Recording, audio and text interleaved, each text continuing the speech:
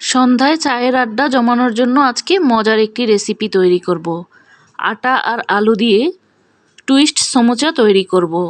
এটা কিন্তু যেমন কুড়মুড়ে হয় তেমনই মজার হয় খেতে। ভিডিওটি যদি শুরু করে থাকেন তাহলে একটি লাইক কমেন্টও শেয়ার করতে পারেন। তৈরি করার জন্য আমি একটি বোলের মধ্যে প্রথমেই নিয়ে নিচ্ছি 2 কাপ আটা। আজকে আমি আটা দিয়ে তৈরি করছি, চাইলে আপনারা ময়দা দিয়েও করতে পারেন। দিয়ে দেব আধা চা চামচ লবণ, 2 টেবিল চামচ তেল। এবার খুব ভালোভাবে মিশিয়ে নিচ্ছি।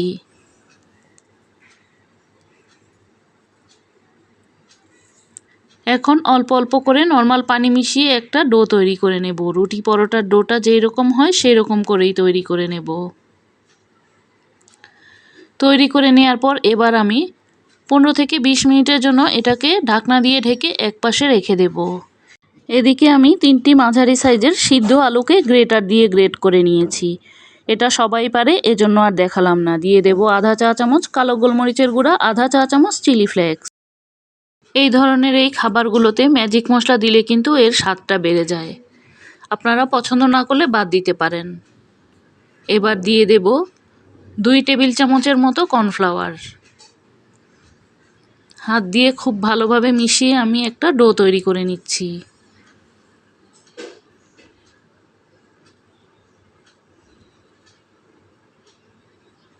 আলুর এই ডোটা দেখতে এই রকম হয়েছে।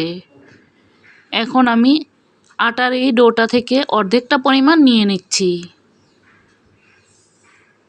এবার বড় সাইজের একটি রুটি বেলে নেব। রুটি বেলতে সবাই পারে, এজন্য আর রুটি বেলাটা ভালোভাবে দেখালাম না।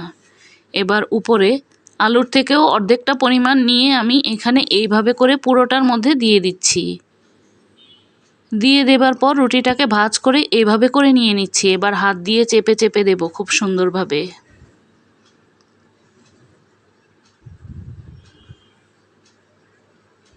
হাত দিয়ে চেপে দেওয়ার পর বেলুনটা দিয়ে একটু চাপ দিয়ে নেব, যাতে আলুটা রুটির গায়ে খুব সুন্দরভাবে লেগে যায়।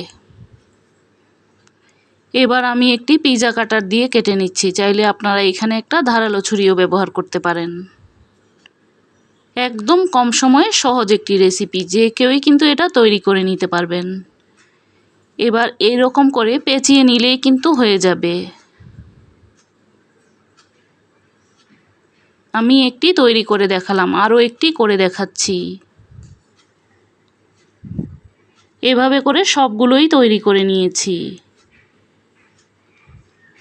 এবার চুলায় প্যান বসিয়ে তেলটাকে খুব ভালোভাবে গরম করে নিয়েছি। চুলার আঁচটাকে একদম লোতে করে এবার এই টুইস্ট সমোচাগুলোকে দিয়ে দেব। দিয়ে খুব সুন্দরভাবে নাড়াচাড়া দিয়ে ভেজে নেব।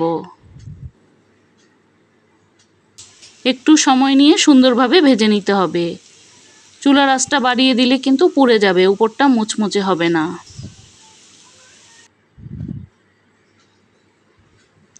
উল্টে পাল্টে নাড়াচাড়া দিয়ে আমি খুব সুন্দরভাবে ভেজে নিয়েছি। যখন এইরকম একটা সুন্দর কালার চলে আসবে তখন আমি তুলে নিচ্ছি। এটা কিন্তু একদম মুচমুচে হয়। তেল ঝরিয়ে আমি সবগুলো তুলে নিচ্ছি। এভাবে করে আমি সবগুলো টুইস্ট সমোচা ভেজে নিয়েছি। সবগুলোই ভেজে নিয়েছি, দেখতেই পাচ্ছেন কীরকম হয়েছে। এটা খেতেও কিন্তু ভীষণ কুড়মুড়ে আর মজার হয়েছিল। চায়ের সাথে এইরকম একটা কুড়মুড়ে সমোচা হলে তো আর কথাই নেই। আজকের মতো এখানেই বিদায় নিচ্ছি। আবারও দেখা হবে নতুন কোনো রেসিপি নিয়ে।